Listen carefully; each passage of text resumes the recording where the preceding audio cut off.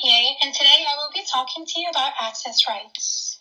There are three types of access rights: user-based, role-based, and context-based. User-based and role-based focuses on the who and how aspect, while context-based focuses on the who, how, and in what context. The who is the access control list. An access control list is a list of users with rights to access the information, which may be organized by individual users or groups of users, and these groups are defined by role or job function. The how specifies how the user will access the resource. For example, it could be read, write, edit, execute, append, or even print. And owners, or those with administrative privileges, can modify, delete, or create new components. User-based is where it grants access to users based on the identity of that user. Each user will have unique access rights. While this type of access is the most specific, it can be time-consuming to assign. And for that reason, we often see access rights assigned by the individual's roles in the organization, which leads us to the role-based access rights. This is access based on roles individuals have within the organization. Users are assigned roles which have been assigned various privileges needed to perform that role. The major advantage of role-based over user-based is the efficiency, and the major advantage of user-based is how specific it is. And lastly is our context-based. This is the most stringent. It begins with protection afforded by role-based access control, also known as RBAC, or user-based access control, UBAC. Context-based takes a step further by taking into account three major things: the person attempting to access the data, the type of data being accessed, and the context of the transaction.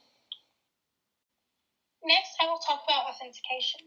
Access control mechanisms are effective in controlling what and how users access an electronic health information system, but only if there is a system for ensuring the identity of the individual attempting to gain access. And this is entity authentication. Entity authentication is defined as the corroboration that an entity is the one claimed.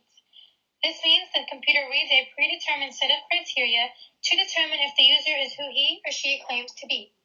To authenticate the legitimate user of ePHI, the user must be assigned a unique identifier. This identifier is commonly called the user ID or login ID, and it is used to track individual user activity. Because of the public nature of the login ID or user ID, there is a need to authenticate the identity of the user, and there are three authentication methods.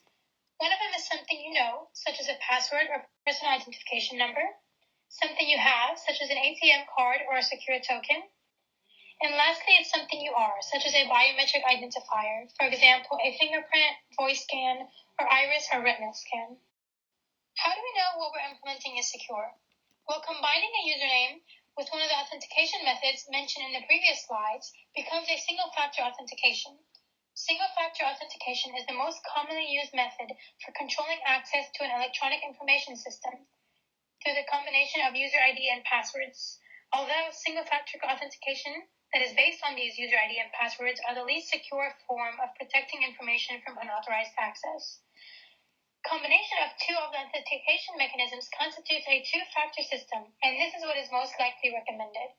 A password is a sequence of characters used to verify that a computer requesting access to a system is actually that particular user. While the user ID is not secret, the password or PIN is.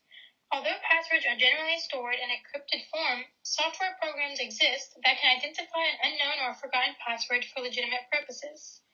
But unfortunately, these unauthorized persons seeking to gain access to computer systems also have use to these applications. And for this reason, due to individual behaviors described, password and PIN systems are the least secure form of entity authentication. Lastly, I will talk about passwords. There may be many problems and concerns when it comes to passwords, but one common problem with passwords is that they are often too simple to remember. This may seem like a good thing, but because of this, they are simple enough for someone else to guess. To avoid this, some systems automatically generate passwords that are difficult to guess. It is very essential that healthcare organizations implement clear policies on creative selection, as well as the appropriate use and maintenance of these passwords. And employee education is very important. Meaningful sanctions for policy violations, including prohibiting the sharing of passwords, is also essential. Here are some tips to consider when choosing a password. Pick a combination of letters and at least one number. Pick a password with at least 8 characters. Mix upper and lowercase if it's case sensitive. Pick a word that you can easily remember. and change your password often. Also, some things to remember when creating a password is you want to make sure you don't create a password that is similar to your previous password. You want to make sure you don't share your password with others or write it down in a visible location. Do not pick a word that is currently newsworthy or a word that can be found in a dictionary.